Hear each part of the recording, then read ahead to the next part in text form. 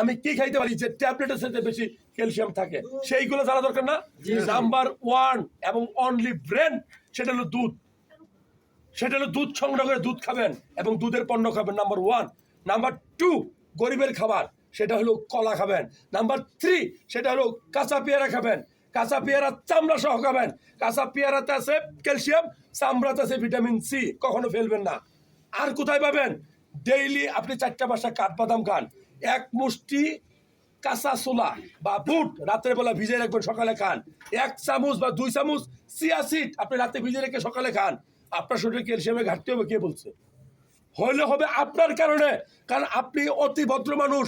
আপনি মানুষকে দেখান আমি মাংস খাই, হাড্ডি খাই না, আমি মাছ খাই, কাটা খাই না, মানে সাধু, জল খাই, মাংস খাই না। আরে ভাই, মাছের কাটাতে থাকে সবচেয়ে বেশি ক্যালসিয়াম, আয়রন, সেটা আমরা ফেলে দিই। মাছের হাড়েই থাকে সবচেয়ে বেশি অস্থিমজ্জার ভিতরে আয়রন, ক্যালসিয়াম, সেটা আমরা ফেলে দিই। আর আমরা বাজার থেকে পায়া কিনি, নলি গরুর পা খাইলে ক্যালসিয়াম হয়, এটা কিনা এমন দাম বাড়াইছি। আগে খাইতাম 150 টাকাতে, এটা 1500 টাকা, ঠিক না? ঠিক। কিন্তু না, আপনার যদি ডায়াবেটিস, আপনার যদি প্রেশার থেকে থাকে, আপনার যদি হার্ট অ্যাটাকের হিস্ট্রি থেকে থাকে, আপনার যদি স্ট্রোক করার হিস্ট্রি থেকে থাকে, তাহলে আপনি পায়ের নলির ভিতরে যেটা টান দিলে বেরোয় আছে, এটা খাবেন না। এটা অতি শক্তি সম্পন্ন, উচ্চ শক্তি সম্পন্ন একটা কোলেস্টেরল, খারাপ চর্বি। এটা খাইলে বরং আপনার হার্ট অ্যাটাক হতে পারে। ক্যালসিয়াম ওইখানে হাড়ের ভিতরে আছে। আরে ভাই, ক্যালসিয়াম সবচেয়ে বেশি খুব সহজেই পাবেন কোথায় আমি বলি। আপনি চিয়া সিড খান, আপনি কাঠবাদাম খান, আপনি বুট খান, ছোলা খান, আপনি কলা খান, আপনি পেয়ারা খান।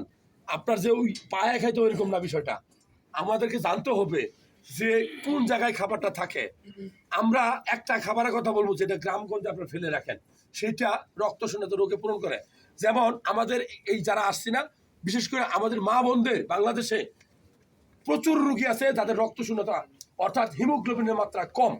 এরা কিন্তু ধীরে ধীরে অসুস্থ হয়। সুস্থ মানুষ অসুস্থ হয়, আপনারা শুরুতে খেয়াল করেন না। ইভেন আপনারা হইতে পারে, একটা মানুষ কেন রক্তশূন্যতা হবে? সে হলো পুষ্টিহীনতায় ভুগলে। কিরকম? ধরেন আপনি সির কৃমির ওষুধ খানি না, একটা কৃমি আপনার পেট থেকে, অন্ত্র থেকে ডেইলি 0.24 ml রক্ত শোষণ করতে পারে। এখন আপনার পেটে কয়টা কৃমি থাকে? একটা।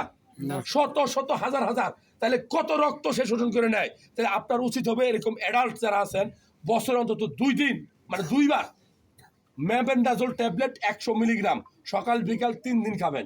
এইভাবে যদি না খান, তাহলে আপনার পেটের ভিতরে আপনার যে পরিমাণ পুষ্টি আপনি খাবেন, পুষ্টিকর খাবার, এগুলো কিন্তু আপনার এটা পরজীবী না, আপনার ভিতরে বাস করে না এগুলা। আপনি যা করেন আপনার ভিতরে বাস করে।